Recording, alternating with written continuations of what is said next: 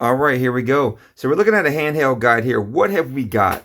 We've got the Miyoo Mini. They're back in stock after a long time. 750 by 560, I think, screen on the version 4s. It's cute. It's very small, fit in your pocket real easily.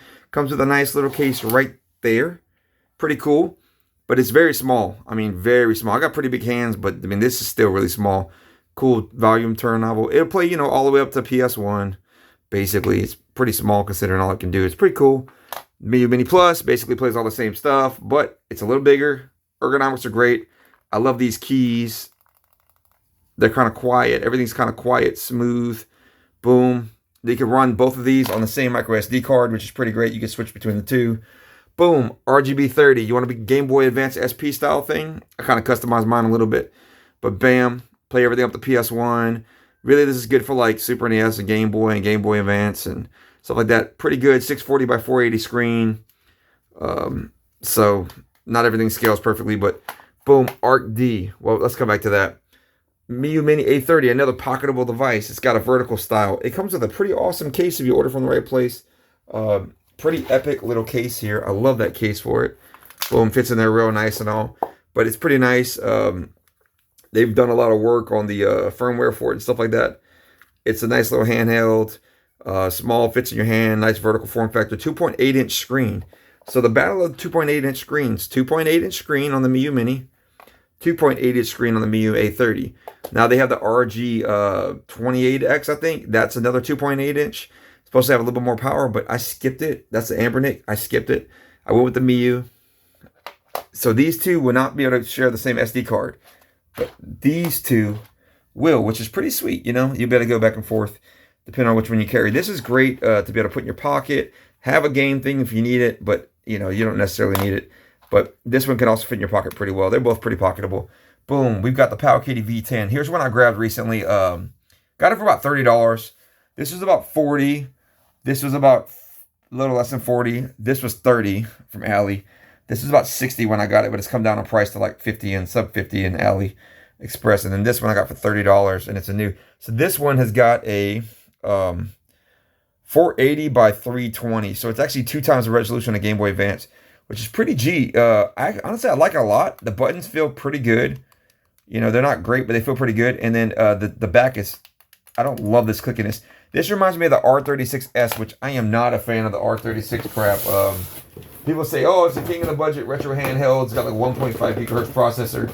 But honestly, I'm not impressed. It just feels so cheap to me. It feels so cheap. I'd rather pay the extra $20 to get something more premium from like Anbernic or something like that. So to compare all these, the RG30, the R36S, blah. I mean, honestly, it looks like a Game Boy. I hate these clackers back here.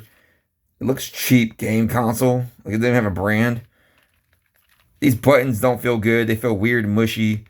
This D6 feels like crap. This feels like crap. This whole thing feels like crap. This is something you give to like your nephew or niece whenever they're like learning about retro gaming. They don't know anything yet. And it's like $30 or whatever. But honestly, for $30, I would much rather get something like this.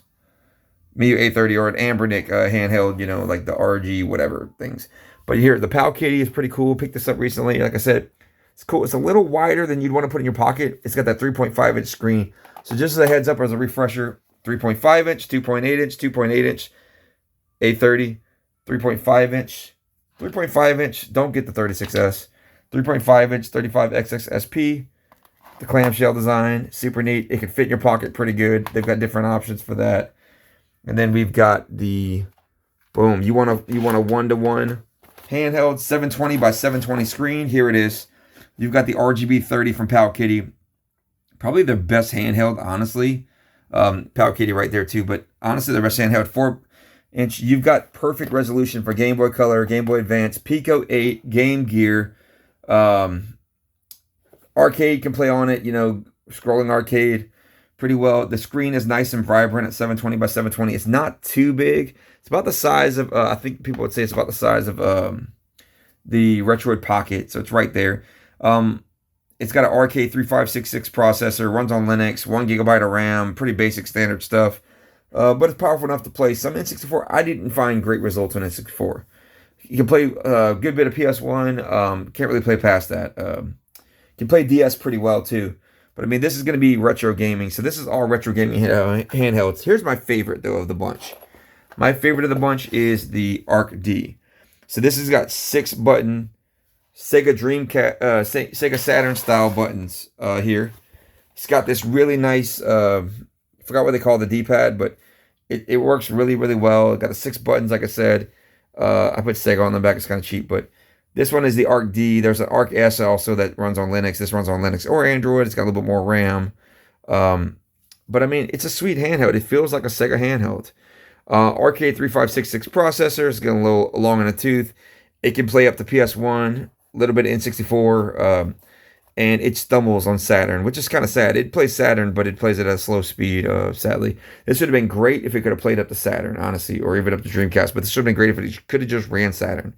It's just a little less powerful than it needs to run Saturn, but you could run, on this one, you can make it a novelty. You can for like $70, Game Gear, Sega Genesis, Sega Master System, Sega CD, Sega 32X, you know, run all those systems on it. It's really cool for that. The screen does look good. They play good. Let's go ahead and grab a second game. Well, I'm not going to be able to run anything apparently. There we go. Mega Drive. It's not going to look too good. Apparently this tablet takes terrible video, looks like. So we'll have to change the solution to how we're doing this in the future. But wow, that's just horrific. What a nightmare. That is a nightmare. That is an overblown, washed out nightmare. There we go. So, I mean, you can't really see it good, but it looks good on my side. Trust me, the colors are nice and vibrant, clean. You're not going to be able to see it on your side, apparently. This is not possible. Anyway, so all these things, right? You got all these handhelds, right? You got more handhelds coming out every day. You got the RG40 XXV. The white one looks really clean from Anbernic. Anbernic's putting out Buku handhelds with the 3326 processor, which is a little underpowered. The 3566 is considered like their high-end processor, I guess. And then they got the 405V, which is stronger. It's got like the Mali, I think it's like Unisoc T618 or whatever processor, which you can play like N64 and stuff. So you got all these things, right? You could grab all these handhelds. You could pick which ones you want. If I was going to pick one of these handhelds, all these handhelds, and I'm going to skip this one because this isn't like so much as like a pocketable. If I was going to pick one pocketable device out of all these, and actually any of them on the market for the pocketable ones, I'm probably grabbing this one. Honestly, I'm going to grab this one. I mean, how cool is it to have a GBA SP? Right? I mean, it's just a cool ass handheld. And the buttons aren't bad or anything. They're pretty good. Secondarily, I'd probably grab the Miyoo Mini still today. I mean, it just plays everything. It's cheap. It's like $30. You can throw it in your pocket. It looks like a Game Boy. It's a showstopper. Everybody loves it. There's also the Game Boy, the DMG style one. That one's beautiful. I think I might get that one to add to the collection, but I would grab one of those too. If I was grabbing a one-to-one device, you can get these for like $50. This will let you play like perfect Game Boy Color. Here's your perfect Game Boy Advance. Can't do really anything else super good, but Game Boy Advance, perfect. Game Boy Color, possibly pretty good. And here's your Sega Genesis. These are cool. If you had to get one device to play everything, right? Everything. You could get the Retroid Pocket. You can get a Neo Air, you know, for Android and Linux type of thing. You can get the Odin, or you can do this. This is a Game Sir. You can see it right there. Game Sir, what is it? X2S. So this is with a Samsung Galaxy S20 Ultra phone in it. So this is a good way to go. Let me turn this off. This is a good way to go. We got a Snapdragon 865, the same thing that's in the Retroid Pocket. You've got a 6.9-inch screen on this Ultra here. 128 gigabytes of RAM built in, faster RAM, AMOLED, HDR10 plus, blah, blah, blah. Super powerful stuff, right? More powerful than the Retroid Pocket 5. Then you can also use it as a phone. It's a 5G phone. So you get the one that's on your phone carrier, use it. You can also put in a micro SD card up to 1 terabyte. And then with this handheld, with this controller, or you get like the GameSir G8 Plus, I mean, it's going to run really well. You have the option, of course, to undo it, put it up, use it as a phone, carry them separately, whatever you want. Pretty cool option. So that could actually replace, you know, if you want to get a phone that also plays games and then you want to have a bigger screen, You want to have more power than even the Retroid. This has got the Snapdragon 865 of the Retroid Pocket 5. But I think the greatest value in gaming right now, the greatest single value is this ROG Ally Z1 Extreme. 7-inch screen, full HD, 120 hertz, great ergonomics and whatnot. Sega style D-pad. Got the extra buttons. Got the cool things for like $12. You can get one of these kickstand style things. Pretty good battery. It's got all that great Armory Crate software and all that ROG goodness. Plays all the PC games, and it will emulate the crap out of everything. I mean, this thing will emulate Switch. It'll emulate Wii U. It'll emulate freaking PS3, Xbox 360 pretty well. So, I mean, you've got a lot of options here. Plus, of course, you know, game streaming and all that stuff. You could do anything that any of these handhelds can do. You could do anything that the Retroid Pocket or the Odin can do on Android. Not on Android, in terms of like emulation, right? They can do even better emulation with Windows. But you've got full PC, you know, you've got Steam and the power of all that, and so many games on the PC. So this is the best value in gaming. Now, it's a little big, right? You have to find your case and what works for you for it. You know, you can see my hands are pretty big, but I mean, this is the ultimate gaming handheld value right now because you can get this for $400. It's got that Z1 Extreme. It can play all the modern AAA games. It can emulate everything. So this is the way to go. If you're getting a handheld and you just need one handheld to play everything, boom. So for me, it's like, I want this to play all my PC, my Windows stuff. You can hook up to an eGPU to play more powerful stuff, right? Whenever you dock up. You can play all your Windows stuff. You can do some emulation, higher end stuff like Switch or whatever if you're not using your Switch or Switch Lite, right? You can use that. You can play 360 emulation, stuff like that, cool stuff if you're not using your 360 or your Xbox or whatever, right? Game Pass, streaming, this and that, right? But then you've got a smaller handheld, right? So you can run with a smaller handheld, or you can get an older Android device or a Retroid Pocket 5 to play your Android stuff.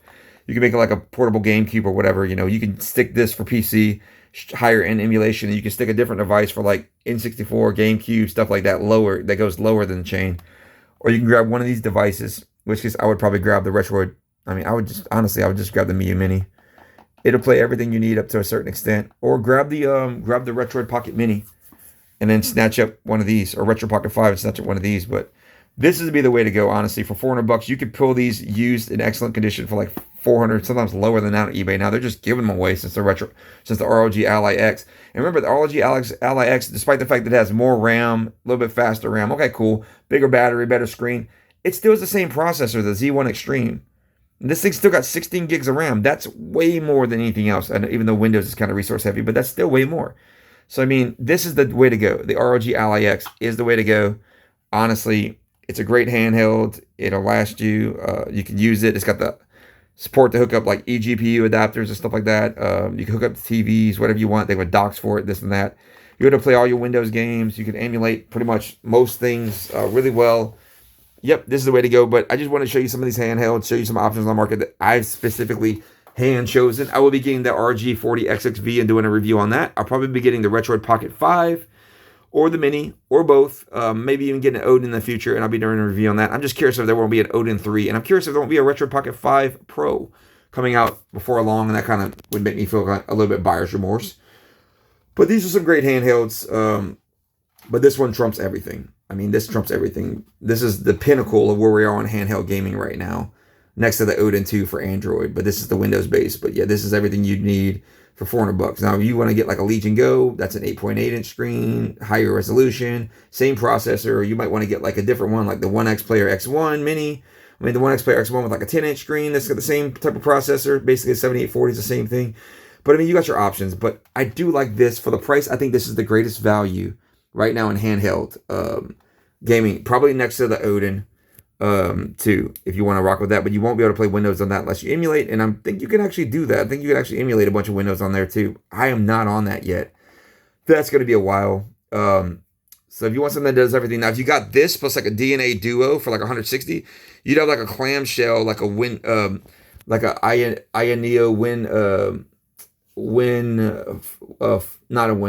a Flip DS. So you have something like a Flip DS, right? And then, but you could flip it over the DNA Duo screen and have a 7-inch screen to go on top. So you'd have like a DS, a 3DS, or a 3DS would work better because drastic lets you use dual screens. And then a Wii U type of thing. That would be pretty awesome too. And you could carry it around with you like a clamshell. I'm thinking about doing that myself. I might actually get that and review it because that junk is pretty freaking sweet. But yeah, there we go. These are the handhelds we're looking at. Pretty awesome stuff. This would be cool to carry around on you. You know, pull out, be like a little Game Boy. And, you know, you'd have your Game Boy Advance, Super NES, and stuff like that. This would be cool to have on you to do everything else. If you did these two, for instance, you'd be pretty much good to go. You can do like your N64 on this stuff too, but this one's micro SD is an issue. It will go out on you, pretty much guaranteed, but it doesn't matter. You can still replace the hard drive, put like a 2 terabyte or 4 terabyte in there, have lots of space.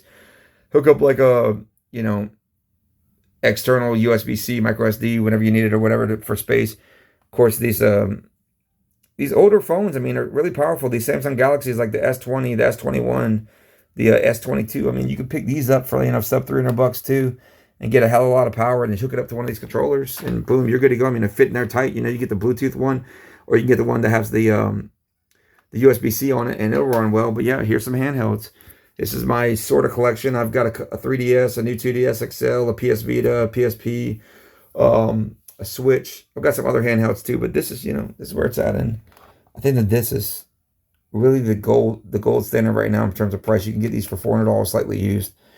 And I could see it going down to $400 regularly. Some specials with a Z1. So we were able to get the regular processor, the not the Z1 Extreme, the regular processor or whatever. But these ones with the Z1 Extreme have come down to, like, everybody's dumping them to get the RG Ally X. I mean, they've still got a ton of value.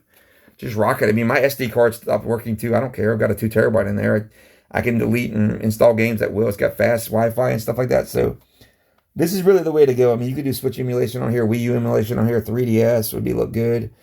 So there's all kinds of ways you can go. But yep, I would say you should get an RG Ally X if you don't have a Windows device. You get a Windows PC and a full emulation device, everything you want, all in one, which to me makes it better than the Odin. Being that you can do all this stuff on it. Like, Windows is pretty powerful. I mean, you got Steam, you got all these games that are not on Android. You know what I mean? And that you just can't really emulate. So yeah, that's what I had to say. That's my soapbox, and I'm gonna get off of it. I hope you guys have a great day. Subscribe to the channel. We're gonna go over lots of handhelds. The quality is gonna improve tremendously. I've just downloaded editing software, got a mic and all that stuff. I've got all the equipment. I've just got to start using it, and I'm gonna start doing these cool videos. I was a former ninja, and now I'm Nintenja, a nerd, ROM hacker extraordinaire. You can go to my Discord. I got a link in the comments. Check the Discord.